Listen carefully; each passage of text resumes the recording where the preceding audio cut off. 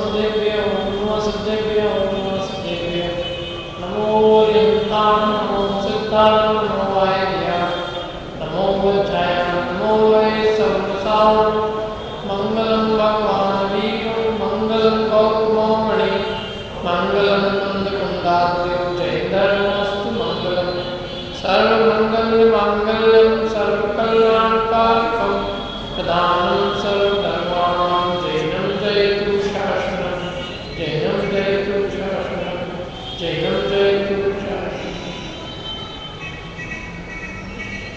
नमः श्रीरघुनाथाय विद्युत्कल्याणगुणे सालोकानां लोकानां यज्ञादर्पणाय ते मोक्षमार्गस्य नेतारं वेतारं कर्मतां ज्ञातारं विश्वतत्त्वानां अद्वैतज्ञानमुक्ते। नए की चर्चा अपनी चल रही थी। दो प्रकार के नए अपन ने कहे थे, कौन कौन से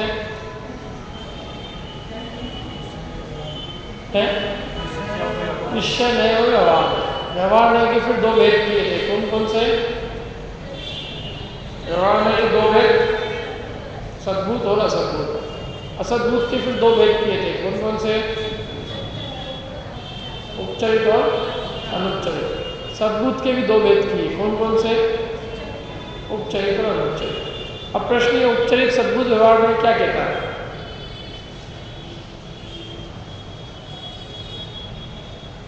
उपचरित सद्भूत व्यवहार में क्या कहता है?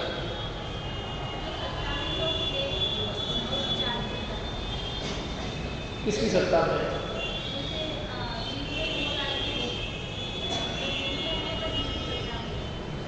जीव में है, पर जीव की सत्ता में?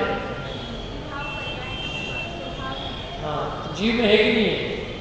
है, इसलिए सद्भूत। और उपचरित क्यों है? विभाव है, स्वभाव नहीं है, इसलिए उपचरित है। दूर के, नजदीक के नहीं है, इसलिए वो उपचरित है। अपन ने उपचरित और अनुपचरित का पहले ही लक्षण बताया था। उपचरित माने दूर के और अनुपचरित माने पास के। तो राग द्वेष भाव दूर के हैं कि पास के हैं? दूर के हैं, क्योंकि वे आत्मा के स्वभाव भाव नहीं है, विभाव है। आत्मा का घात करने वाले भाव है, क्षणिक भाव है, स्थायी भाव नहीं है। आत्मा में मेल के रूप में उपलब्ध होते हैं। मेल है ये आत्मा का स्वभाव नहीं है। जैसे पानी में काई मेल के रूप में उपलब्ध होती है, काई पानी नहीं है, उसी प्रकार मोह राग द्वेष भाव वे आत्मा नहीं है, वे आत्मा में मेल के रूप में उपलब्ध होते हैं। और ये सब मोह राग द्वेष के भाव क्षणभंगुर है, शाश्वत रहने वाले भाव नहीं, क्योंकि ये नष्ट होते हैं, हमेशा नहीं बने रहते। अभी हुए और अभी थोड़ी देर में नष्ट हो जाते हैं। अभी राग है और थोड़ी देर में राग नष्ट हो गया, द्वेष में बदल जाता है, द्वेष राग में बदल जाता है। इसलिए ये क्षणभंगुर भाव है, स्थायी भाव नहीं है। आत्मा स्थायी है और ये भाव क्षणभंगुर है। यदि भाव आत्मा के होते तो इनके नाश होने पर आत्मा भी नष्ट हो जाता है, लेकिन ये नष्ट हो जाते हैं और आत्मा बना रहता है।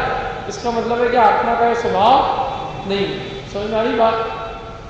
यदि ये आत्मा होते तो इनके नाश होने पर आत्मा भी नष्ट हो जाता है, लेकिन ये नष्ट होते और आत्मा बना रहता है। इसका मतलब ये कि आत्मा का स्वभाव नहीं है। यदि स्वभाव होते तो इनके नाश होने पर आत्मा का भी नाश हो जाता है। इसलिए ये विभाव भाव आकुलता उत्पन्न करने वाले भाव। अपने भाव तो वो होते हैं जो अपने को सुख शांति प्रदान करे, निराकुल सुख प्रदान करे। यदि अपनी ही चीज अपने को दुखी करेगी तो अपने को सुख कैसे मिलेगा? यदि आत्मा का स्वभाव ही दुख होगा तो उसको तीन काल में कभी सुख की प्राप्ति हो ही नहीं सकती। इसलिए ये दुख आत्मा का स्वभाव नहीं है, दुख तो आत्मा का विभाव है। दुखी तो ये अज्ञान से होता है, दुख उसके स्वभाव में नहीं पड़ा है। और इसलिए ये विभाव भाव है, क्योंकि ये दुख को उत्पन्न करते हैं। कौन से भाव? राग द्वेष आदि के भाव विभाव भाव, आकुलता उत्पन्न करने वाले भाव होने से ये विभाव। राग आदि भाव से आकुलता होती कि नहीं होती? निराकुलता होती। आकुलता उत्पन्न करते भयंकर। जिस क्षण आत्मा में राग आदि उत्पन्न होते हैं उसी क्षण आत्मा दुखी हो जाता है। जब तक राग भाव नहीं है किसी वस्तु का तब तक कोई आकुलता नहीं है। जब राग हुआ, उस वस्तु को प्राप्ति की इच्छा उत्पन्न हुई, अब जब तक वो प्राप्ति नहीं होती तब तक उसकी आकुलता उसके चित्त में बनी रहती है। तो इसलिए ये रागादि भाव आकुलता को उत्पन्न करने वाले भाव हैं, दुखी करने वाले भाव। न केवल वर्तमान में आकुलता उत्पन्न करते हैं, अपितु भविष्य के लिए भी आकुलता उत्पन्न करने के कारण है। क्यों भविष्य में कैसे आकुलता उत्पन्न करते हैं? राग तो आज कर रहे हैं, उससे आकुलता कल क्यों होगी, परसों क्यों होगी, 1 करोड़ साल बाद क्यों होगी? हाँ, उन रागादि भाव से जो कर्म बनते हैं, उन कर्मों का जब उदय आता है तब जीव पुनः दुखी होता है, पुनः आकुलित होता है। इसलिए रागादि भाव वर्तमान में भी दुख के कारण है और भविष्य के लिए भी दुख के कारण है। इन सब कारणों से रागादि भाव को हमने कहा है उपचरित। और यद्यपि आत्मा में होते हैं, आत्मा की सत्ता में है, इसलिए हमने इसको कहा सद्भूत। और इसलिए उपचरित सद्भूत व्यवहार जैसे रागादि भाव आत्मा के कहे जाते हैं। ये प्रकरण सबसे इम्पोर्टेंट है। मैं कहता हूँ अब तक अपन ने जितने चैप्टर पढ़े हैं उन सब में सबसे महत्वपूर्ण चैप्टर है। यदि आपने व्यवहार में के भेद प्रवेश सीख लिए तो समझ लो आपने जिनवाणी का मर्म समझ लिया, जिनवाणी का रहस्य समझ लिया। क्योंकि नए के बिना जिनवाणी की एक पंक्ति भी लिखी गई नहीं। जैन दर्शन ऐसा दर्शन है जो बिना नए के अपनी कोई बात करता ही नहीं। और ये नए केवल जैन दर्शन में पाया जाता है, अन्य किसी दर्शन में नहीं पाया जाता। समझ में आया ना? सद्भुत व्यवहार नहीं का क्या काम है? सद्भुत व्यवहार नहीं किसको अपने कहता है? स्त्री पुत्र को,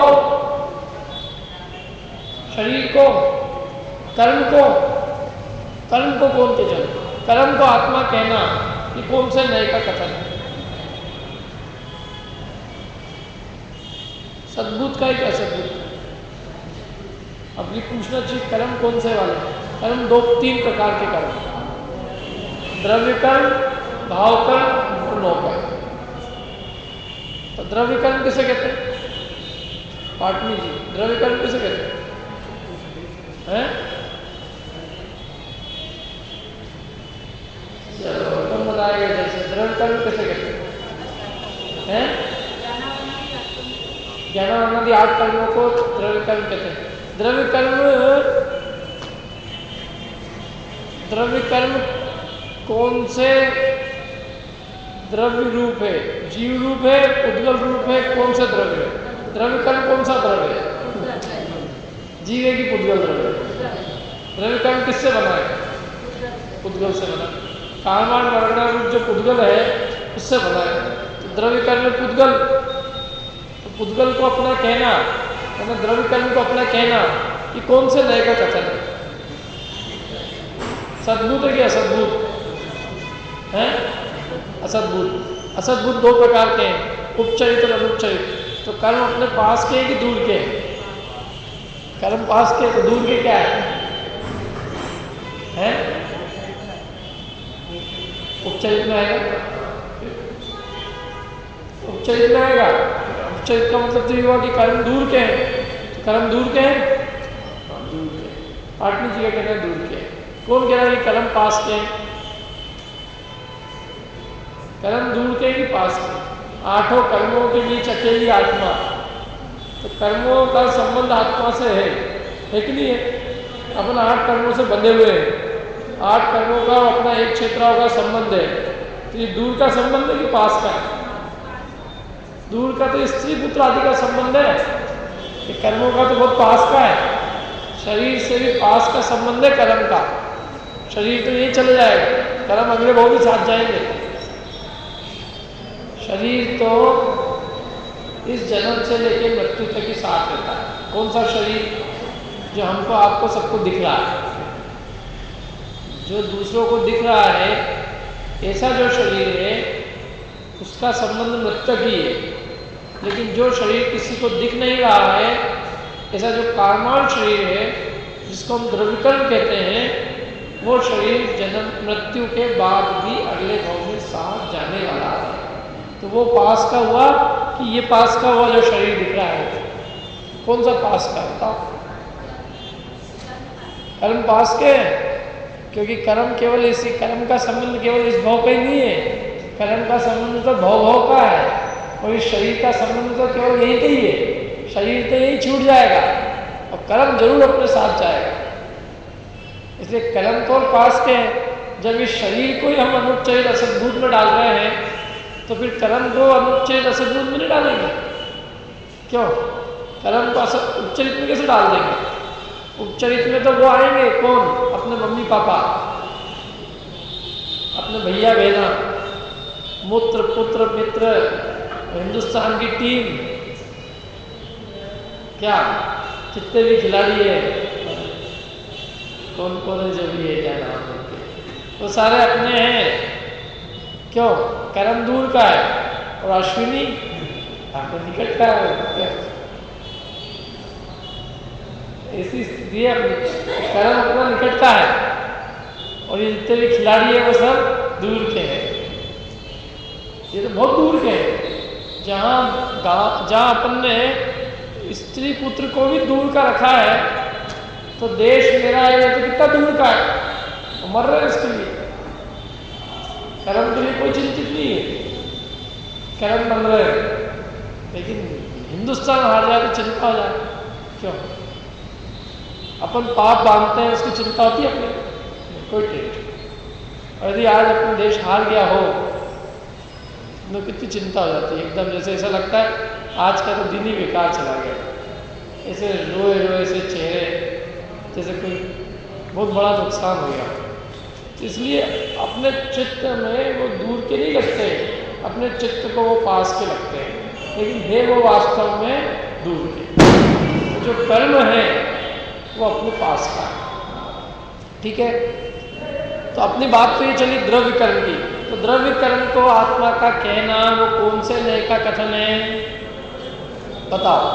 अब तो एक सेकंड में बता सकते हैं। द्रव्य कर्म को आत्मा का कहना वो कौन से नए से? उपचरित सद्भूत, एक आंसर। दूसरा अनुपचरित असद्भूत, दूसरा आंसर। और कोई? द्रव्य कर्म, फिर पूछता हूं मैं, द्रव्य कर्म को आत्मा का कहना, किसको कहना? द्रव्य कर्म को आत्मा का कहना। द्रव्य कर्म कौन सा? द्रव्य कर्म किससे बना है? उद्गल से। अब कह रहे तो द्रव्य कर्म उद्गल का है, जीव का नहीं, अचेतन है द्रव्य कर्म। तो अब द्रव्य कर्म को आत्मा का कहना कि कौन से नए से बनेगा? किस नए से द्रव्य कर्म को आत्मा का कहा जाता है? पहले तो दो निर्णय करते हैं, निश्चय से द्रव्य कर्म आत्मा का है कि व्यवहार से? निश्चय से तो नहीं है, व्यवहार से। पक्का? अब व्यवहार में दो भेद है, सद्भूत और असद्भूत। तो आत्मा में कर्म है, ये सद्भूत नए से है, असद्भूत नए से है?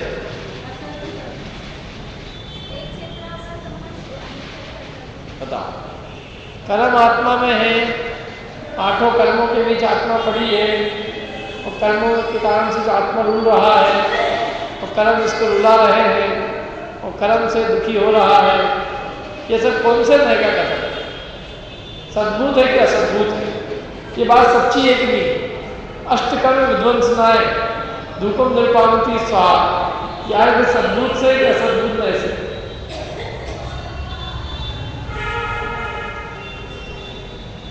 बताओ भाई, क्या वो एकदम ऐसे द्रव्य कर्म को आत्मा का कहना तो सद्भूत है कि असद्भूत है? आत्मा में है कि नहीं कर्म? बताओ, है कि नहीं है? पहले ये तो बता दे। है, आत्मा में कर्म की सत्ता है, मतलब आत्मा है चेतन, उस चेतन में पुद्गल की सत्ता है, ऐसा कहने वाले कितने लोग हैं? हाथ खड़े करने की भी जरूरत नहीं, उसमें क्या है? आत्मा में कर्म की सत्ता है क्या? नहीं है। कर्म नहीं है तो फिर क्या है? बेटर की तरह करते हैं। आत्मा में कर्म की सत्ता नहीं है।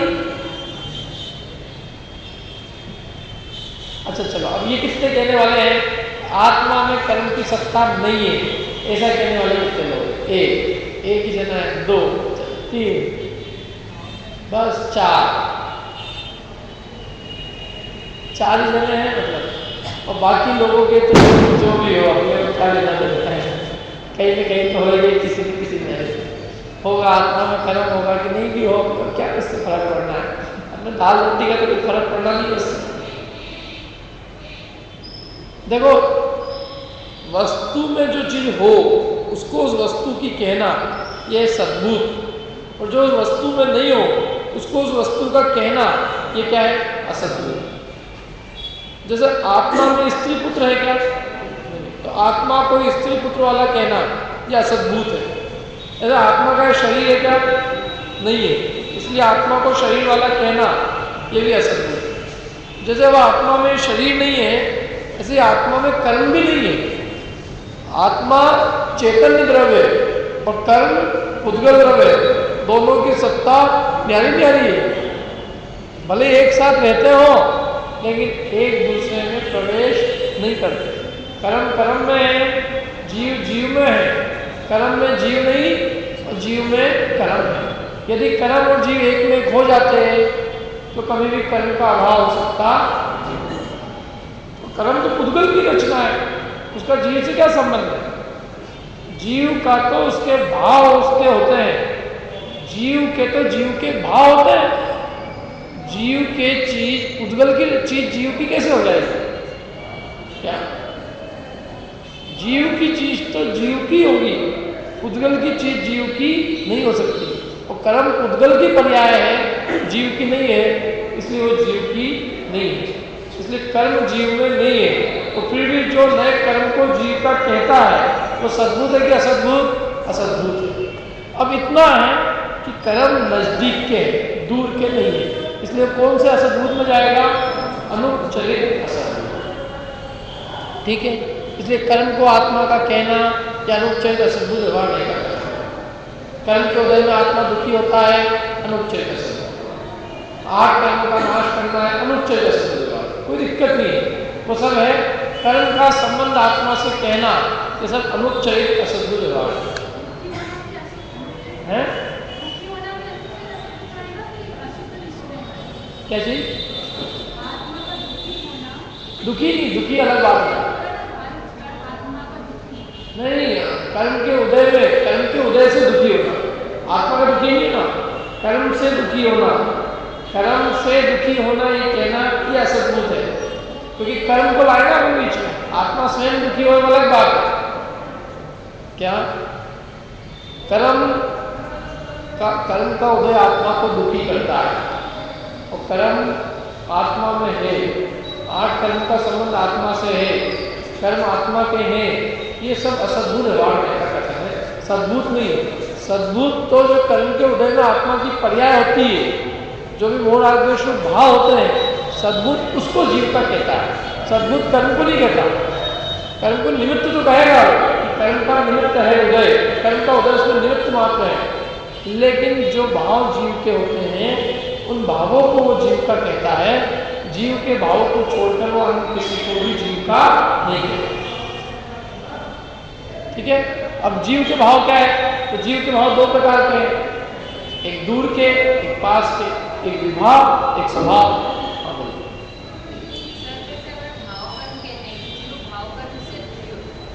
तो सही सद्भुत। अभी अपन ने एक नए पे लाए, अभी अपन ने एक कर्म की बात करी, अभी अपन 2 कर्म की बात और करें, भाव कर्म और नो कर्म। तो द्रव्य कर्म को जीव का कहना ये तो हो गया अनुच्छेद असद्भुत व्यवहार। नो कर्म को जीव का कहना, नो कर्म किसे कहते हैं, शरीर, और शरीर से संबंध रखने वाले और भी जो भी है, अपने कुटुंबी, स्त्री को मकान, जायदाद, रुपया, पैसा और अपने देश की टीम, वो सबसे नंबर 1 है। ये सब कहने जाएंगे नो कर्म। नो कर्म को जीव का क्या, ये कौन से नए का कथन है, सद्भुत है कि असद्भुत है, असद्भुत में भी कौन सा, उपचरित असद्भुत। ठीक है, अब बच्चा कौन सा कर्म, भाव कर्म। भाव कर्म माने मोह राग द्वेष के भाव, मोह राग द्वेष के भाव को जीव का कहना, ये सद्भुत है कि असद्भुत है। मोह राग द्वेष के भाव जीव में है कि पुद्गल में है, जीव में, इसलिए उसको जीव का कहना सद्भुत है। लेकिन जीव में तो है, लेकिन जीव के स्वभाव है कि विभाव है, इसलिए इसलिए विवाह होने से इसको क्या करेंगे अपन, उपचरित में डालेंगे।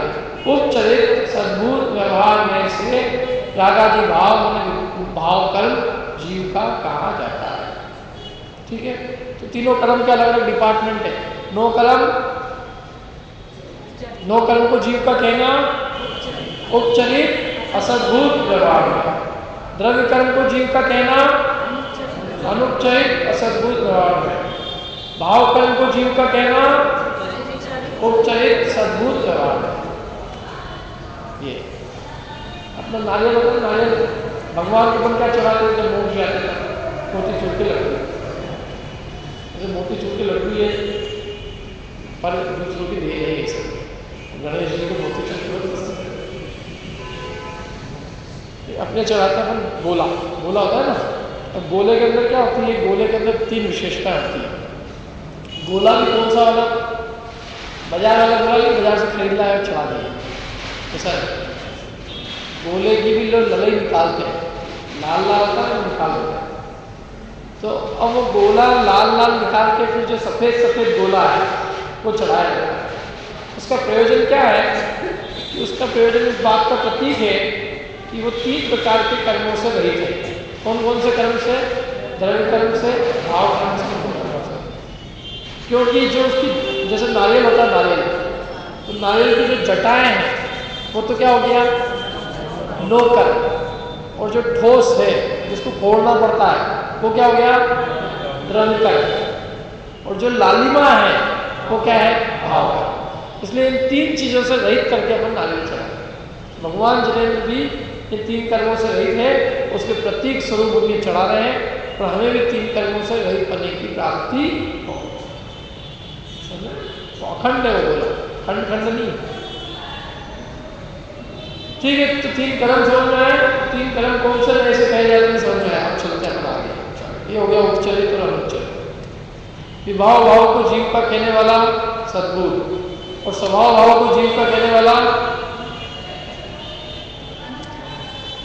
अनुपचरित सद्भूत व्यवहार। ठीक है, ये अपन ने सब चर्चा की थी ये सब। तो रागादि भाव जीव में है, अर्थात रागादि भाव को जीव का कहना ये उपचरित सद्भूत व्यवहार में जाता है। उपचरित क्योंकि ये वैभावी भाव है, सद्भूत क्योंकि आत्मा की सत्ता में पाए जाते हैं, इसलिए इसको उपचरित सद्भूत व्यवहार में कहा जाता है। ठीक है, उपचरित क्यों है, क्योंकि विभाव। सद्भूत क्यों है, क्योंकि वस्तु के अस्तित्व में है। ये ऐसे नहीं है ये कि आत्मा के अस्तित्व में ही नहीं हो, इसलिए इसको सद्भूत में डाला है व्यवहार, लेकिन ये असद्भूत व्यवहार नहीं है, सद्भूत व्यवहार। क्योंकि आत्मा रागादि भाव का किसी भी नए से करता ना हो तो फिर रागादि भाव के फलस्वरूप जो कर्म मानता है वो भी नहीं होगा। अच्छा, रागादि भाव के निमित्त से कर्म नहीं बांधेगा तो संसार में रखड़ेगा ही क्यों, तो संसार ही सिद्ध नहीं होगा। संसार सिद्ध नहीं होगा तो मोक्ष भी सिद्ध नहीं होगा। और यदि रागादि भाव करता ही नहीं है जीव किसी भी नए से, तो फिर रागादि भाव का अभाव करने की शिक्षा ही बेकार है। फिर हम यहाँ आए काहे के लिए, हम ये वीतरागी होने के लिए आए कि नहीं आए, रागादि भाव का नाश करने के लिए बैठे। तो जब यदि कोई कहते राग तो है ही नहीं आत्मा में, तो है ही नहीं, तो फिर काहे के लिए आए, तो चल बैठे गए तो बढ़िया।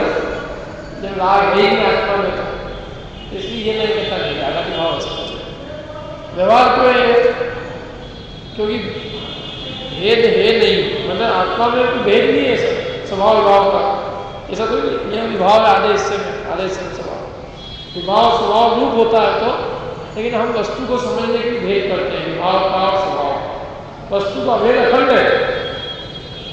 देखो वस्तु में आधे हिस्से में विभाव, आधे हिस्से में स्वभाव, ऐसा नहीं। वस्तु तो वस्तु है। जब आत्मा राग द्वेष रूप परिणमन करता है तो पूरा रागी द्वेषी होता है, और जब स्वभाव रूप परिणमन करता है तो स्वभाव रूप होता है। लेकिन हम स्वभाव विभाव का भेद करते हैं।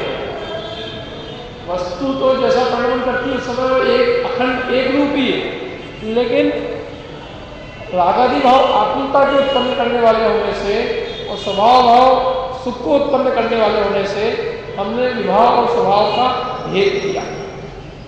ठीक है, आत्मा अभेद अखंड होने पर भी आत्मा में स्वभाव विभाव का भेद किया। भेद किया इसलिए क्या हो गया? व्यवहार। समझ में आ रही है बात? जैसे नींबू अभेद अखंड है, उसके रस गंध वर्ण में भेद किया नहीं जा सकता कि उसका रस कहीं और मिलता हो, गंध कहीं और मिलती हो, रूप कहीं और मिलता हो, स्पर्श कहीं और मिलता हो। ऐसा होता है क्या? आम कोई के मैं तो आम का रंग खरीदने आया, टेस्ट नहीं चाहिए, रंग। तो दूसरा जाएगा मैं तो सुगंध खरीदने आया हूँ, केवल ओनली स्मेल, क्योंकि वो बहुत अच्छी लगती है मेरे को उसकी सुगंध दे दे। और तीसरा जाएगा रस दे दो बस मेरे को। और चौथा क्योंकि इसका स्पर्श बहुत अच्छा है मिलेगा ऐसे। वो तो एक अभेद अखंड है। ऐसे आत्मा में भी स्वभाव विभाव का भेद नहीं, आत्मा तो अभेद अखंड एक वस्तु है, लेकिन समझने के लिए स्वभाव का विभाव का भेद किया जाता है, क्योंकि ताकि हमें स्वभाव की प्राप्ति और विभाव का अभाव, दुख का नाश हो, सुख की प्राप्ति। तो इसलिए भेद किया है विभाव स्वभाव का, इसलिए हो गया व्यवहार। और नए केवल क्योंकि सम्यक ज्ञान का अंश है, इसको ज्ञानी भी ऐसे ही कहते हैं। ज्ञानी भी रागादि भाव को अपना कहते हैं, लेकिन वे मानते हैं ये विभाव, ये रागादि भाव विभाव भाव है, स्वभाव भाव नहीं है, आत्मा का मूल स्वभाव नहीं। समझ में आ रही है बात? ये व्यवहार का पॉइंट समझ में आया नहीं आया? स्वभाव विभाव का भेद किया वो व्यवहार है। आत्मा में किसी प्रकार का भेद करो वो व्यवहार। अभी और अपन समझेंगे इस पॉइंट को। देखो अगला पॉइंट, अनुपचरित सद्बुद्ध व्यवहार। ये क्या करता है? ये और अगला काम करता है। यहाँ तक तो सब सरल था, समझने में आ गया। अब थोड़ा सा विषय थोड़ा हुआ है। ये यहाँ तक तो कोई प्रश्न नहीं है ना, व्यवहार क्यों कहा है, स्वभाव क्यों कहा है, व्यवहार क्यों कहा है, इसको सद्बुद्ध क्यों कहा है, व्यवहार क्यों कहा है? सद्बुद्ध इसलिए कहा क्योंकि आत्मा की सत्ता है। और व्यवहार क्यों कहा है? क्योंकि विभाव भाव और आत्मा में भेद किया है। ठीक है। उपचरित इसलिए कहा है अपन ने क्योंकि व्यवहारी भाव है, वास्तव में इससे आत्मा दुखी हुआ है। इसके लिए अपन ने 2-3 उदाहरण दिए थे। उदाहरण दिया, हम किसको अपना कहते हैं? जो हमारा हित करे। चूंकि रागादि भाव हमारा अहित करते हैं, इसलिए हमने अपना नहीं कहते, इन्हें हम दूर कर देते। ठीक है। इसलिए दूर का कहने से इसको अपन ने क्या रखा? उपचरित। अब देखो अपन निकट की चीज देखते हैं। क्या है? अनुपचरित सद्बुद्ध व्यवहार है। क्या कहता है ये? तो ये गुणों का भेद करके आत्मा का कथन करता है। मतलब आत्मा कैसा है, तो ये आत्मा के विभाव की बात नहीं करेगा, स्वभाव की बात करेगा, लेकिन स्वभाव को भेद करके कहेगा। आत्मा तो अभेद अखंड एक वस्तु है, लेकिन उस अभेद अखंड में ये भेद करता है, उस अभेद अखंड में खंड करता है। भेद कैसे करता है? गुणों के भेद करेगा। आत्मा में ज्ञान है, आत्मा में दर्शन है, आत्मा में चारित्र है, आत्मा में सुख है, आत्मा में वीर्य है। ऐसे गुणों के भेद करेगा। अब ये कोई गुणों के भेद के अलग अलग स्थान में नहीं पाए जाते। जहाँ ज्ञान है वहीं सुख है, वहीं चारित्र है, वहीं वीर्य है, वहीं अनंत गुण है। एक गुण में अनंत गुण का रूप है। जैसे नींबू में जहाँ पीला है, आम में जहाँ रस है, वहीं गंध भी है, वहीं स्पर्श भी है, और वहीं उसका रूप भी है कि नहीं है? कोयले में जहाँ स्पर्श है, जहाँ वहीं रस है, वहीं गंध है, और वहीं वर्ण है। अलग अलग जगह थोड़ी नहीं कि काला अच्छा नहीं लगता, काला निकालने में क्या बचेगा? कोयला बचेगा, रंग अच्छा नहीं लगता। जलने की प्रॉपर्टी तो अच्छी है, लेकिन रंग अच्छा नहीं। सफेद कोयला चाहिए, सफेद कोयला। दुकानदार के चले रंग बदल दो इसका, स्पर्श रस और गंध अच्छी है, लेकिन वर्ण नहीं चाहिए। 75% पैसे देने को तैयार है इसका। वर्ण में तो बिना वर्ण का कोयला में लगा तो वर्ण के लिए तो जब वर्ण में वही स्पर्श रस गंध, लेकिन उस एक गुण में अनंत गुणों का रूप है कि अलग अलग है? एक गुण में अनंत गुण का रूप। अब फिर भी इसने क्या कर दिया? भेद कर दिया कि कोयले में स्पर्श है, रस है, गंध है, वर्ण। कोयला तो अभेद अखंड। कोयले से पूछो कि तेरे में चार चार चीजें हैं, चार तुमने की, मैं तो एक हूं।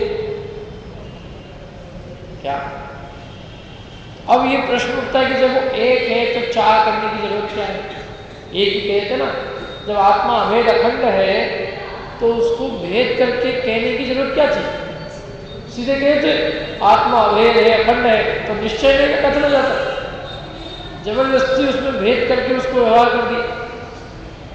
आत्मा में ज्ञान है और आत्मा में दर्शन है और आत्मा में चारित्र है और आत्मा में सुख है और आत्मा में वीर है, इतने सब कहने की जरूरत क्या थी? इन सब कहने से तो व्यवहार हो गया, और हमें तो व्यवहार चाहिए ही नहीं, हमें तो निश्चय चाहिए।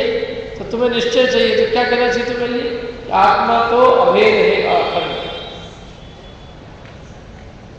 किसी बच्चे को नींबू लाने भेजना हो, आम लाने, कैसा होता है मम्मी? आम अभेद और अखंड होता है। नहीं मम्मी फिर भी बता सही, मेरे को पहचान क्या क्या है। खाना तो आम अभेद अखंड होता है, उसमें गुणों का भेद किया ही जा सकता, इससे काम चल जाएगा। आम खरीदने के लिए बच्चे को भेजना है और गुणों का भेद मत करो कि पीला होता है या ऐसी गंध होती है, ऐसा रस होता है, ऐसा स्पर्श होता है। क्यों? उसको पूरा गुणों का भेद करा जाता है ना। काहे के लिए? यदि गुण भेद नहीं करेंगे आम समझाया नहीं जा सकता। आम को समझाने के लिए तो गुणों का भेद करना पड़ेगा। रंग की अपेक्षा से बेटा पीला है, और रूप की रंग की अपेक्षा पीला है, गंध की अपेक्षा ऐसी गंध है, रस की अपेक्षा ऐसा रस आता है, मीठा है, स्पर्श की अपेक्षा नरम है, ऐसा आम लेके आना। वस्तु अभेद है, लेकिन अभेद में यदि भेद नहीं करेंगे तो वस्तु को समझाया नहीं जा सकता। आप समझा दो किसी वस्तु, आत्मा को समझाना है तो ये कहते रहे आत्मा तो अनंत गुणों का पिंड है। अनंत गुणों का पिंड है, तो क्या है अनंत गुण? क्या होते हैं, किसको मालूम? तो अनंत गुणों को कुछ नाम बताओ दो पांच के। कहाँ ज्ञान है और दर्शन है और चारित्र है और सुख है और वीर है, तो थोड़ा समझ में आता है कि बेटा जहाँ ये ज्ञान है ना वही आत्मा है। अब समझ में आ गया, क्योंकि ज्ञान यहाँ है तो जहाँ ज्ञान है वही आत्मा है। मैंने मेरे में ज्ञान है तो मैं कौन हुआ? आत्मा। पकड़ में है यदि भी भेद किया, लेकिन वो भेद भी ऐसा हुआ कि उस भेद ने आत्मा को समझने में सहायता प्रदान करी, इसलिए वो भेद होने पर भी वो कार्यकारी है, सहायक है। क्या? यदि वो भेद नहीं करे तो उस भेद के बिना उस वस्तु को समझाया ही नहीं जा सकता। क्या? इसलिए भेद करना अति आवश्यक है। अभेद को भी भेद किया जाता है।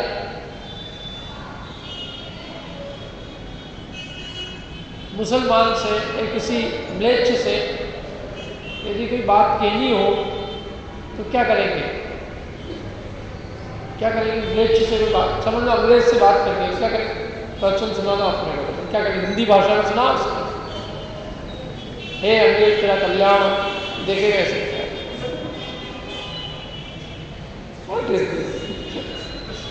तो उसको उसकी भाषा में समझाना पड़ेगा अपने को, क्योंकि उसकी भाषा में समझाए बिना उसको समझ में आ सकता नहीं। भाषा उसकी हो और चीज अपनी हो तो चलेगा। तो ऐसे ही हमें आचार्य को भी आत्मा समझाना है, तो आत्मा उसी भाषा में समझाया जाएगा जिस भाषा में हमें समझ में आएगा। हमें यदि कहते रहे कि आत्मा अभेद अखंड है तो हमारे समझ में आने वाला कुछ भी नहीं। और ये भेद करके समझाया जाए कि जहाँ ज्ञान है, जहाँ दर्शन है, जहाँ चारित्र है, वहाँ आत्मा है, तो उससे हमें तत्काल आत्मा का स्वरूप समझ में आ जाता है। इसलिए उन्होंने भेद किया। कितना बढ़िया काम है। और बिना भेद की आत्मा की महिमा ख्याल नहीं आती। गुणों का भेद करते तो पता चलता अरे जिसमें ज्ञान है वो आत्मा है, मैं ज्ञान है मैं आत्मा हूँ। और ज्ञान कितनी बढ़िया चीज है। ज्ञान का स्वरूप जैसे ही खोल के रख दिया जाता है तो आत्मा की महिमा ख्याल में आती है। क्या? जब तक आत्मा की विशेषता नहीं बताओ तब तक आत्मा की महिमा नहीं आती। और आत्मा की विशेषता उसके गुणों से बताएंगे। और सबसे प्रमुख गुण है उसका ज्ञान। वही ये ज्ञान की इतनी ताकत है कि उस ज्ञान के कारण ही सारी दुनिया की कीमत है। हर चीज़ की कीमत कैसे है? ज्ञान से। समझ लो मेरी अंगूठी में हीरा है, हीरा नहीं असली है, उदाहरण के लिए। हाँ तो अब ये जो हीरा है, तो इस हीरे की कीमत कैसे है? यदि इस हीरे को जानने वाले नहीं हो तो हीरे की क्या कीमत है? हीरे की कीमत तो ज्ञान से है ना, जो ज्ञान जानता है कि ये हीरा है। जैसे हीरा पत्थर, पत्थर तो पत्थर में था, लेकिन जिस ज्ञान ने उस हीरे की कीमत करी तो उससे उसकी हीरे की कीमत हो गई कि हाँ ये करोड़ रुपए का है, तो वो ज्ञान से हुई उसकी कीमत। अब वो जिस ज्ञान ने हीरे की कीमत की है, वो ज्ञान कितना कीमती होगा? हीरा इतना कीमती लिखता है अपने का, हीरा कितना कीमती, करोड़ रुपए का। अरे करोड़ रुपए का हीरा ये कीमती है कि उस हीरे को जिस ज्ञान ने जाना कि ये करोड़ रुपए का है, वो ज्ञान कीमती है। वो ज्ञान नहीं हो तो हीरा क्या पत्थर है होता है? दुनिया में कीमत काय की है? ज्ञान की कि हीरे की? हीरे पत्थर तो पहाड़ों में पड़ा रहते हैं ऐसे ही। और यूं भी सच्ची में हीरा भी किसी के घर में पड़ा हो तो पहचान नहीं आती हो, तो वो हीरे को भी वो सुई पोने के काम में यूज करे। चमकता बहुत है, रात को दिखता है, जैसे सुई का छेद दिख जाता है तो इसमें धागा पिरो लेता हूँ, इसलिए मेरे बहुत अच्छा ज्ञान आता है। वो ज्ञान नहीं होगा तो उसकी कोई कीमत नहीं होगी। तो संसार में जो कीमत है वो ज्ञान से है, और ऐसा ज्ञान का धारी तू स्वयं है, तो उसको तत्काल आता है, अरे वाह मेरे में ज्ञान है और मैं ऐसा ज्ञान का धारी मैं हूँ, तो उसे आत्मा की महिमा आती है। यदि हम आत्मा का ज्ञान गुण भेद नहीं करें, मैंने गुणों का भेद नहीं करें, तो हम आत्मा में ज्ञान कह ही नहीं सकते। फिर तो हमें बार बार ये कहना पड़ेगा आत्मा तो अनंत गुणों का पिंड है, अनंत गुणों का पिंड है, क्योंकि एक गुण कह दिया तो भेद हो जाएगा, और भेद हो गया तो व्यवहार हो जाएगा। लेकिन भैया बिना व्यवहार के आत्मा को हम समझ ही नहीं सकते। गुण भेद के बिना आत्मा को समझाना असंभव है।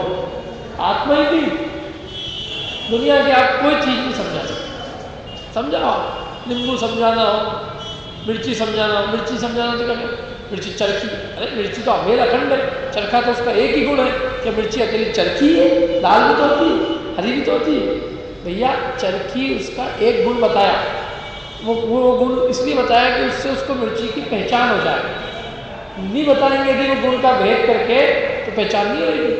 हम इसका मतलब ये थोड़ी नहीं कि हमने दूसरे गुणों को मना किया है, उस गुण को मुख्य करके उस वस्तु की पहचान कराए। ऐसा आत्मा की पहचान कराने के लिए भी आचार्यों ने ज्ञान गुण को मुख्य किया कि ज्ञान मुख्य है, और ज्ञान गुण से आत्मा पहचानने में आता है। वो इतना ही नहीं बल्कि ज्ञान से आत्मा की महिमा अपने को ज्ञात होती है कि आत्मा कितना महिमावंत वस्तु है, क्योंकि संसार में जो भी कीमत है सब किसकी है? ज्ञान। और फिर इतना ही नहीं, अभी तो ज्ञान का अपन ने गुण की अपेक्षा से भेद किया, अब ज्ञान गुण की पर्याय की तरफ से भेद करो कि ज्ञान गुण की 5 पर्याय होती है। कौन कौन सी? मति, शुद्ध, अवधि, मनपरे और केवल ज्ञान। अब अपन एक केवल ज्ञान पर्याय की अपेक्षा से बात करो तो केवल ज्ञान की एक समय की पर्याय, उसकी ताकत कितनी कि उसकी ताकत इतनी है कि वो 3 काल के सभी पदार्थों को एक साथ एक समय में जानता है।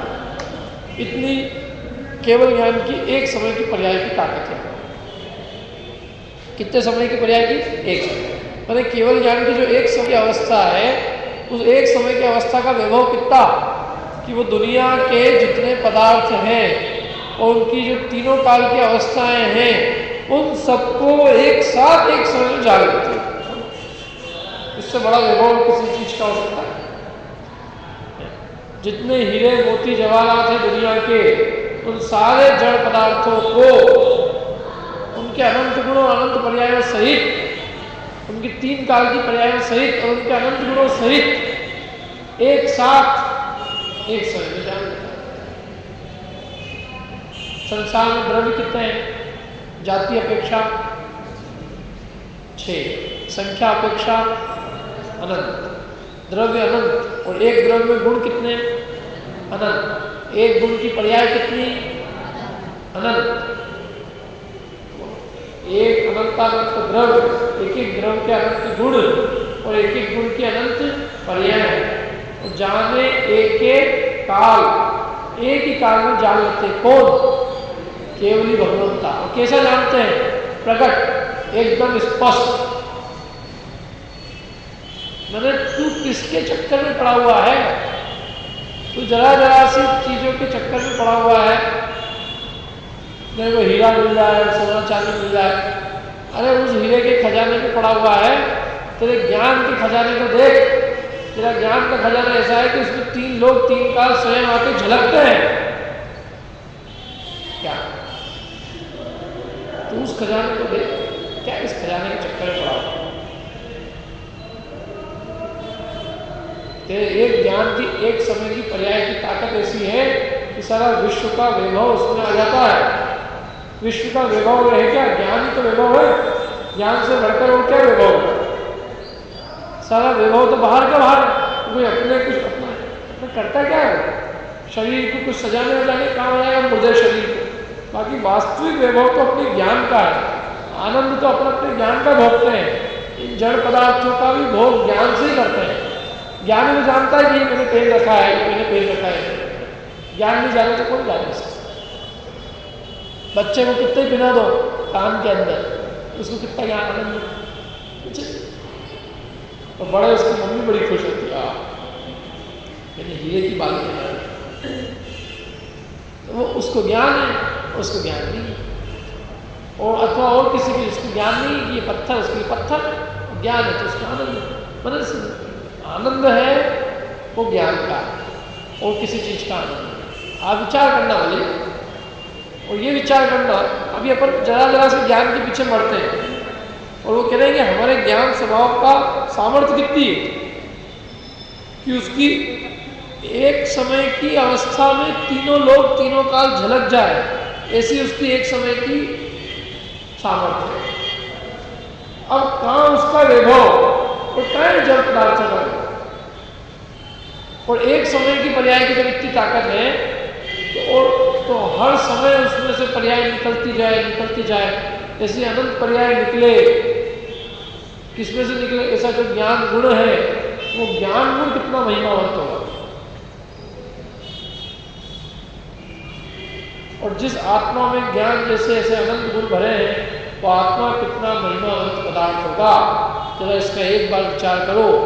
यदि ये विचार आ जाए तो संसार के सारे जड़ पदार्थों का रस टूटे बिना रहे, छूट जाए।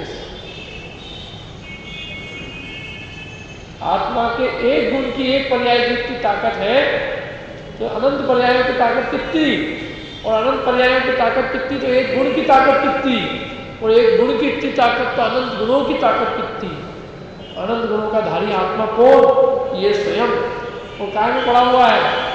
छोटी छोटी चीजों के चक्कर में पड़ा हुआ है, नून तेल लगने के चक्कर में।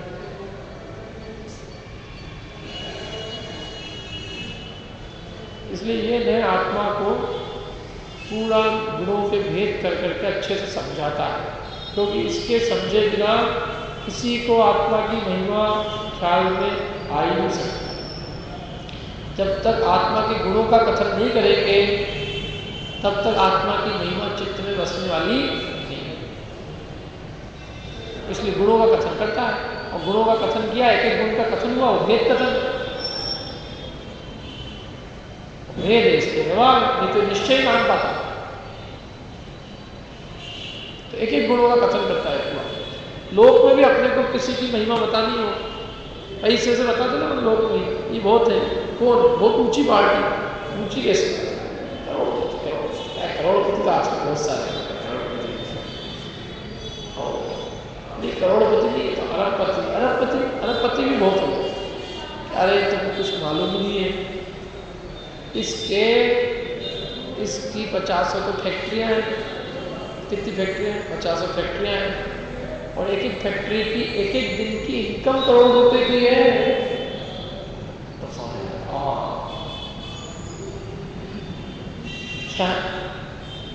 अगर ऐसे बोले ना, एक करोड़पति अरबपति तो आदमी समझ नहीं आता। एक एक इसकी 1000 फैक्ट्री, जैसे टाटा बिरला को बताना हो, टाटा बिरला करोड़पति है, समझ में आ रहा है? टाटा बिरला करोड़पति, अच्छा करोड़पति है, हमारे पास में भी एक करोड़पति है, उसकी ये 100 करोड़, इसकी तुमको कुछ अक्ल नहीं है। अरे उसकी हजारों तो फैक्ट्रियाँ हैं और एक एक फैक्ट्री की एक एक दिन की कमाई करोड़ रुपए की है, तो फिर उसकी महिमा ख्याल में आती है क्या क्या। जब बिल गेट्स है ना, बिल गेट्स का एक आर्टिकल आया था कुछ सालों पहले कि साहब वो बहुत पैसे वाला है, तो कितने पैसे वाला है, तो बोले यदि समझ लो उसकी जेब से 10 लाख रुपए गिर जाए, कितने रुपए गिर जाए, 10 लाख रुपए, 10 लाख रुपए, चलो 10 लाख डॉलर, 10 लाख डॉलर गिर जाए, अब वो जितनी देर में उठाएगा 10 लाख डॉलर, तो वो उसके लिए फायदे का सौदा रहेगा कि घाटे का, तो बोले घाटे का सौदा है, वो नहीं उठाए तो फायदा है, और उठा ले तो घाटा है। क्यों? क्योंकि जितनी देर में 10 लाख डॉलर उठाएगा उतनी देर यदि वो अपना चित्त कई काम में लगाएगा तो वो उससे ज़्यादा कमा सकता है, ज़्यादा कमा नहीं सकता, उसने ज़्यादा कमाया है क्योंकि उसकी ज़िंदगी की 30 साल में उसने काम किया, और 30 साल में नहीं बल्कि 20 साल, तो 20 साल में इतना कमाया, तो जितनी देर उठाने में लगती है 1 मिनट लगेगा ना, 1 मिनट, तो 1 मिनट के अंदर कितना कमाया, तो 1 मिनट में इतना कमाया। तो यदि ये गिरे हुए नोट को उठाता रहता तो लोग ओ बाप रे इतना पैसे वाला है।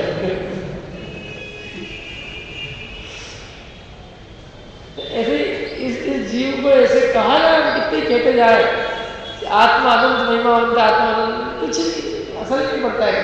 आत्मानंद महिमानंद किसका आत्मानंद महिमानंद, तुम्हारा या मेरा है क्या? और फिर जब वो कहा जाए कि नहीं तुम्हारे नहीं, तुम्हारे में अनंत गुण है और एक एक गुण की अनंत पर्याय है और एक एक पर्याय की ताकत रखती है, तुम एक पर्याय का वैभव देखो, तुम कहाँ ये इतनी छोटी सी चीज में अटके हुए, और इतने से भी समझ नहीं आता। लौकिक के अंदर यदि किसी को इस तरह से बताओ करोड़पति अरबपति है, तो लौकिक व्यक्ति को, पुरुष को तो समझ में फिर भी आ सकता है, महिला की इच्छा क्या है उसमें, फालतू उसने नुकसान कर लिया, यदि उठा लेता तो ठीक है, खुद को नहीं उठाना देता तो हमको उठा लेता। तो उनको बताया जाता है कि चलो ठीक है भैया, उसकी जो पत्नी है ना, पत्नी, तो वो पत्नी रोज नई नई ड्रेस पहनती है, रोज नई ड्रेस, रोज नई ड्रेस नहीं बल्कि हर घंटे में एक एक ड्रेस बदलती है, और जो ड्रेस एक बार वो पहन लेती है अपनी जिंदगी में, वो ड्रेस दूसरी बार नहीं पहनती। तो सब महिला अब करोड़पति लगी।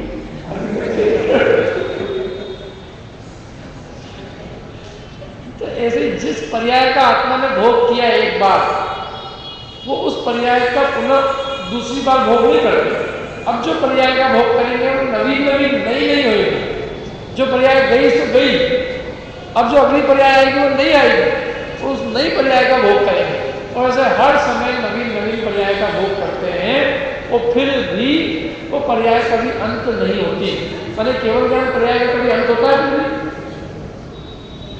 कि एक दिन ज्ञान मिल के दे एग्जॉस्टेड, खत्म, दे क्यों इतनी केवल ज्ञान पर्याय निकाल दी, अब कितनी निकालेंगे, खजाना भी खाली हो जाता है, अब केवल ज्ञान की पर्याय कितनी निकलेगी, अब ज्ञान निकाल के, अब ज्ञान गुण के इतनी तो निकाल दी है, और कितनी चाहिए, ऐसा कभी नहीं होता।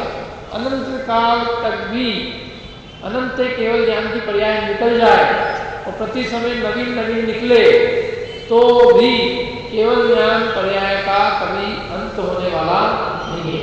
माने ज्ञान गुण इतना वैभवशाली है कि उसमें से अनंत काल तक नवीन नवीन केवल ज्ञान की पर्याय निकलेगी, और जो पर्याय एक बार निकली वो दूसरी बार आएगी नहीं, वैसी की वैसी तो होगी लेकिन वो नहीं आएगी, तो भी उस केवल ज्ञान की पर्यायों का अंत होने वाला नहीं है। ऐसा अद्भुत ये ज्ञान है कि नहीं है बताओ। लोक में तो फिर भी वो कपड़ा वही का वही है, भले थोड़ा चेंज हो जाए, लेकिन यहाँ तो प्रति समय नवीन भोग है।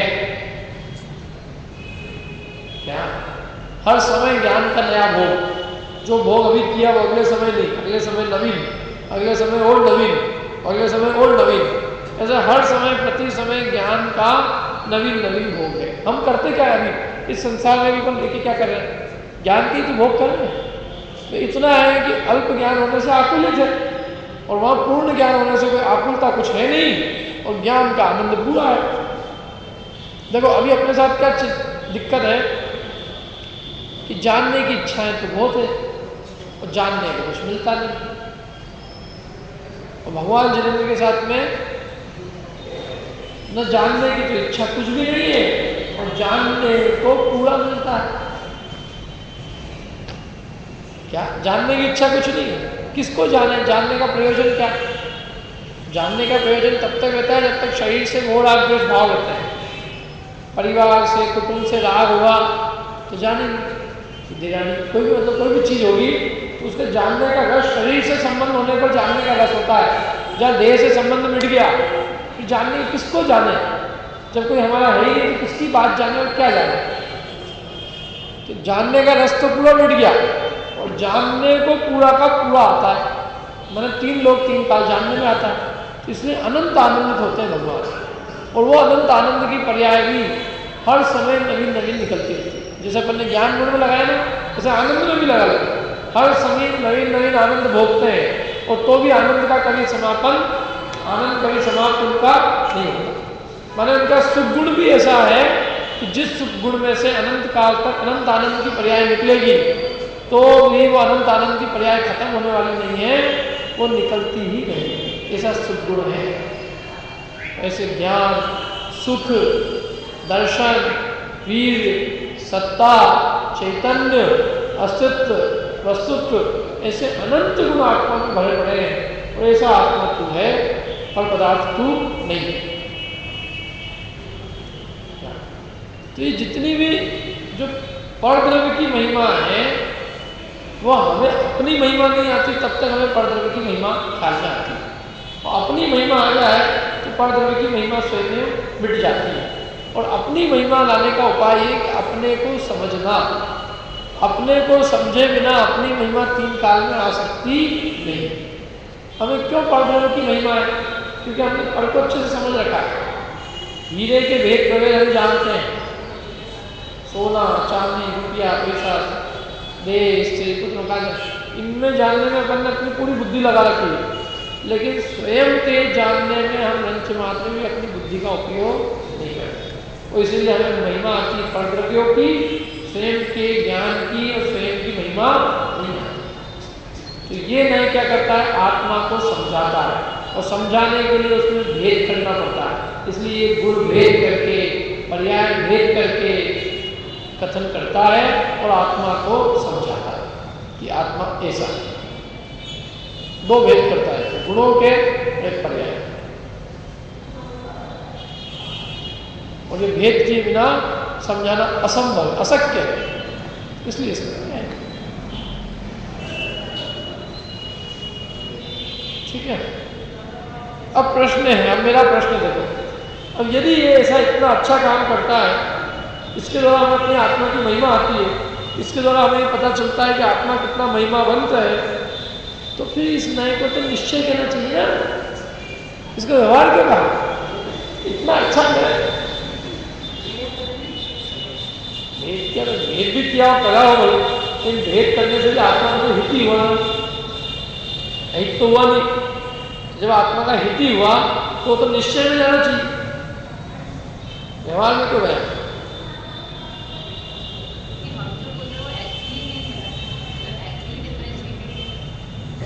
एक्चुअल में तो अभेद है, तो हमने भेद करके कथन किया, बराबर है। एक तो बात कि अच्छा उत्तर नहीं है, तो बराबर है, दोनों का आपने सही उत्तर दिया।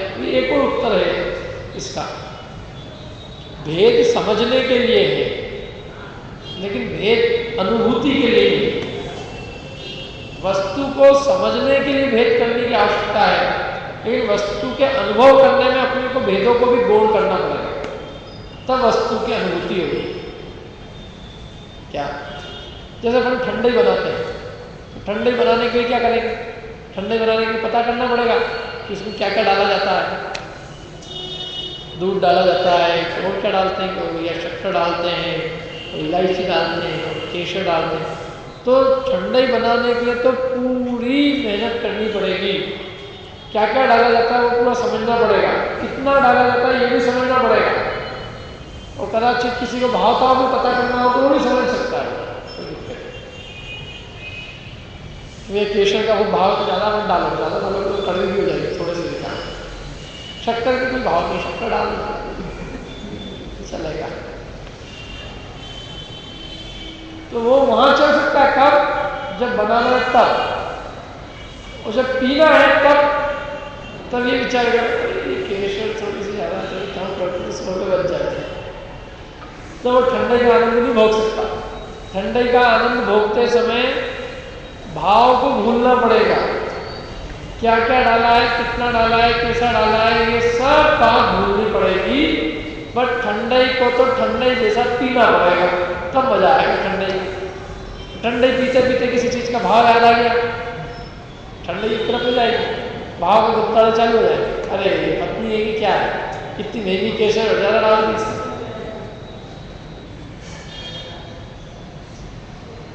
ठंडई को पीने के लिए समेटना पड़ेगा, तो ठंडई बनाने के लिए बिखेरना पड़ेगा। समझ में आया? ठंडई बनाएंगे 10 चीज बिखेर, ये लाओ 10 डिब्बे लगा लो एक साथ, और जब पीना है तब सब बंद कर दो सारे, और बस एक गिलास है और तुम हो, और अब पिया। और अब किसी चीज को याद मत करना, कौन सा डब्बा का है, किसी याद करने की जरूरत नहीं। ऐसे ही आत्मा को समझने के लिए हमने उसके भेद किए, लेकिन अनुभूति में यदि हमने वो भेदों को याद रखा तो अनुभूति होने वाली नहीं, क्योंकि वो भेद भी विकल्प उत्पन्न करते हैं, निर्विकल्प अवस्था को प्रकट नहीं करते।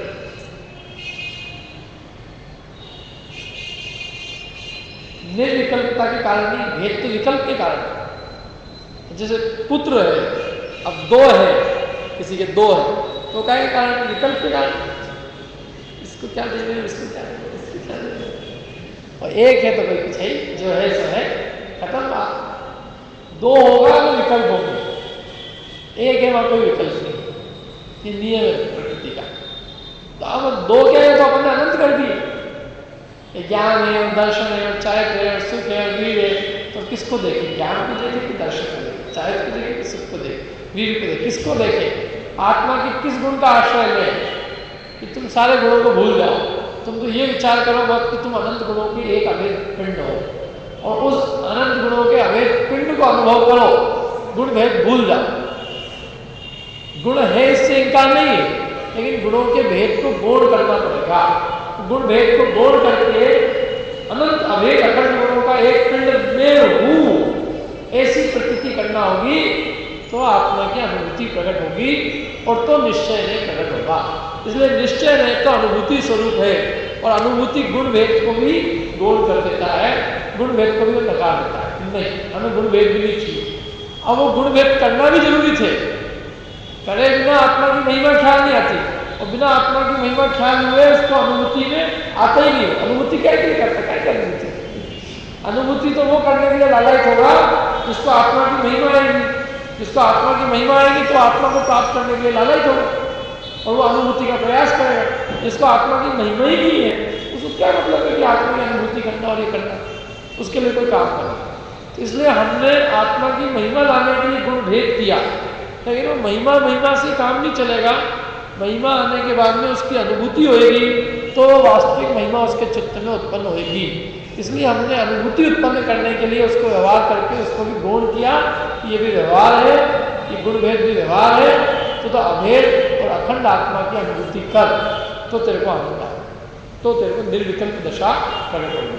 और वो निर्विकल्प दशा प्रकट हुई, पर निश्चय में प्रकट हो गया, सारे व्यवहारों को गौण करता हुआ निश्चय में प्रकट। ये है उसकी समझ, और ये विधि है, ये एकदम क्रम से स्टेज। निर्विकल्प होने के लिए भी पहले विकल्प उत्पन्न होना आवश्यक है, क्योंकि निर्विकल्प, अभी तो निर्विकल्प ही है सब। आत्मा के संबंध में किसको विकल्प है, तो विकल्प है। हम यहाँ से बाहर जाएंगे तो अपने को आत्मा के विकल्प नहीं होंगे, आत्मा दिया तो अपन निर्विकल्प है, विकल्प आएंगे होंगे। तो अभी पहले तो आत्मा के विकल्प तो खड़े हो, और आत्मा के विकल्प तब खड़े होंगे जब वो इस नए से विचार करेगा कि आत्मा कैसा है, उसमें किस प्रकार के भेद हैं, क्या क्या उसमें है, उसकी क्या पर्याय है, कैसे उसमें गुण होते हैं, क्या पर्याय होती है, कौन सा द्रव्य है, जब तक वो समझेगा ही नहीं तब तो उसकी महिमा नहीं है। और जब तक आत्मा की महिमा नहीं आएगी तब तक आप समझ लो कि धर्म उसके जीवन में प्रकट होने वाला नहीं है। क्योंकि धर्म अपने निजात्मा की महिमा आने से प्रारंभ होता है। भगवान की कितनी महिमा आ जाए, लेकिन ये चित्त में नहीं आए कि जैसे भगवान है वैसा ही मैं हूँ, तब तक आनंद नहीं आए। ओ भगवान अपने आप में महान, उससे मेरे को क्या, मुझे क्या, ओ आप करोड़पति, उससे मेरे को क्या, आपका कुछ पैसा, आप मेरे को ये बता सकते हो कि हाँ करोड़पति कैसे बनना, तो मैं आपके पाँव अवसर बांध दूँगा। और यदि आप अपने घर के हो तो हो करोड़पति, हजारों है, इससे हमारे क्या लेना, हमारा जिससे प्रयोजन सिद्ध होता है हम तो उसको पूछते हैं। तो भगवान मिलने से हमारा प्रयोजन सिद्ध होता है। क्या होता है कि उनको देख के हमें अपने रूप का भान होता है, ये प्रयोजन सिद्ध होता है। और ये प्रयोजन की सिद्धि के लिए उनके पास आते हैं। तो ये प्रयोजन सिद्ध हो तो उसने भगवान से अपना प्रयोजन सिद्ध किया है, और ये चीज सिद्ध नहीं करे, अपनी महिमा नहीं आए, तो वो जैसे अन्य मत वाले भगवान को मानते कि तुम हो दीन दयाल, तुम ही सब हो, मैंने तो तेरे ही भरोसे से डाल रखी, मैं तो ठीक है जो भी करूँगा, उससे काम चल रहा है। अब अपनी आत्मा की महिमा भगवान अपने को पैदा कर देंगे कि अपने को खुद को करनी पड़ेगी, कि समझना किसको पड़ेगा, अपने को करना पड़ेगा।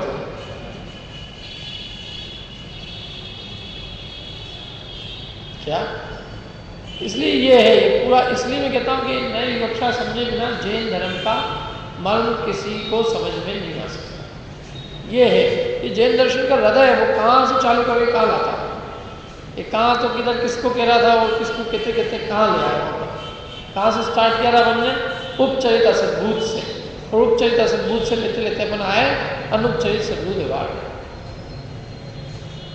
ठीक है, तो इसको आया ना समझ में कि इसकी आवश्यकता क्यों है, क्योंकि बिना गुणों का भेद की आत्मा को समझा नहीं जा सकता। और इसको व्यवहार क्यों कहा है, क्योंकि गुण भेद से भी निर्विकल्प दशा प्रकट नहीं होती, क्योंकि भेद जब तक होते हैं तब तक विकल्प होते हैं, और हमें निर्विकल्प अवस्था को प्राप्त करना है, इसलिए भेद को भी गौण करना आवश्यक है। इसलिए इसको भी क्या कहा अपन ने, व्यवहार। देखो एक आखिरी उदाहरण देता हूँ मैं, जैसे कंजूस के हलवे की कहानी सुनी है, नहीं सुनी, किस किस ने सुनी? एक आदमी सब जगह खा के आता था, जहाँ रसोई होती थी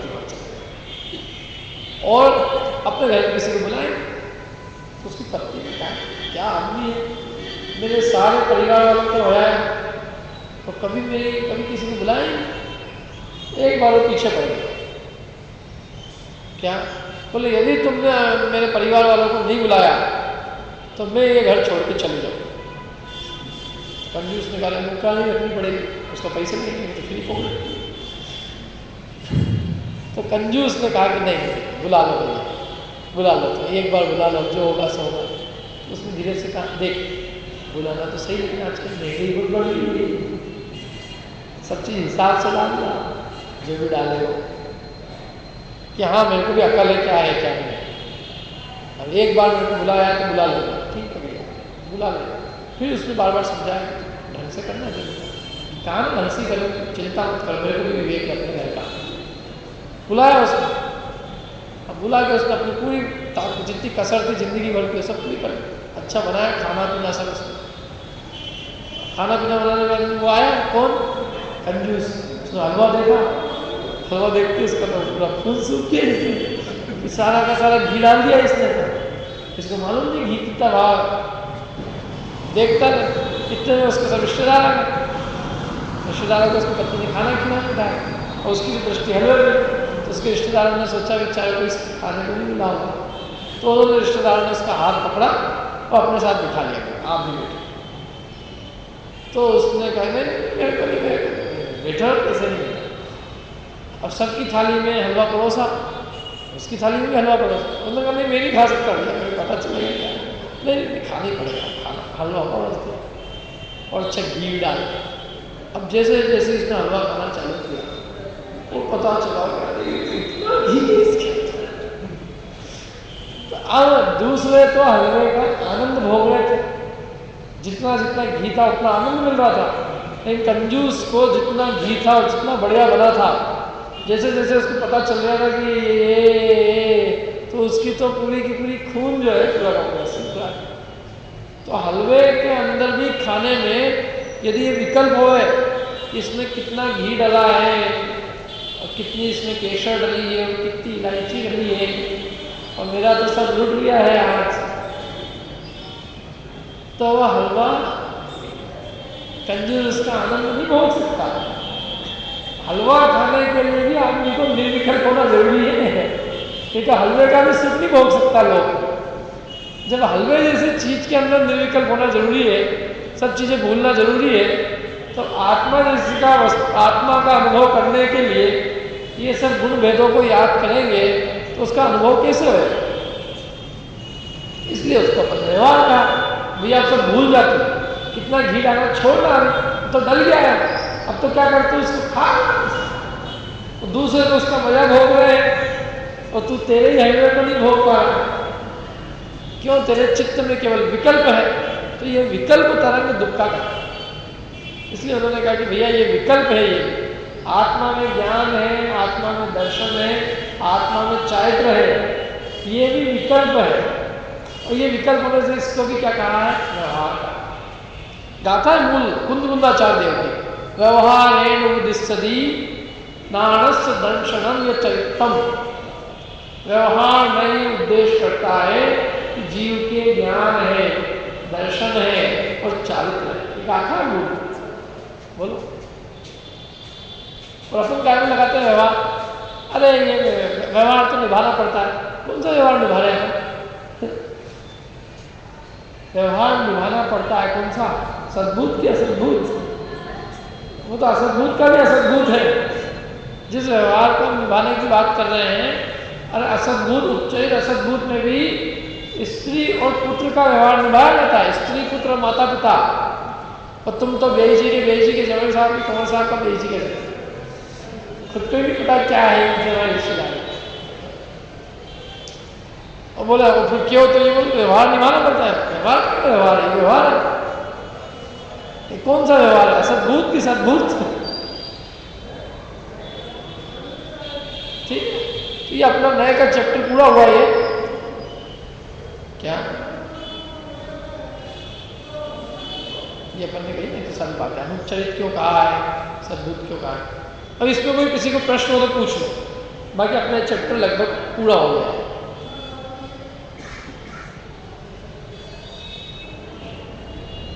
इसकी उपयोगिता, हर एक नए की उपयोगिता और हर एक नए को व्यवहार क्यों कहा, ये दो पॉइंट क्या करते हैं पूरा वहां से लेके ए से लेके जेड तक। उपचरित असद्भूत नए क्या कहता है, क्या उसकी उपयोगिता क्या है और उसको व्यवहार क्यों कहा। अनुपचरित असद्भूत की क्या उपयोगिता है, व्यवहार क्यों। उपचरित सद्भूत व्यवहार नहीं की क्या उपयोगिता, उसको व्यवहार क्यों। अनुपचरित सद्भूत व्यवहार नहीं की क्या उपयोगिता है, उसको व्यवहार क्यों कहा। ठीक है, कोई प्रश्न किसी को? चलो तो फिर आज की क्लास में यही समाप्त करते हैं, बाकी चर्चा अपन अभी कल करेंगे।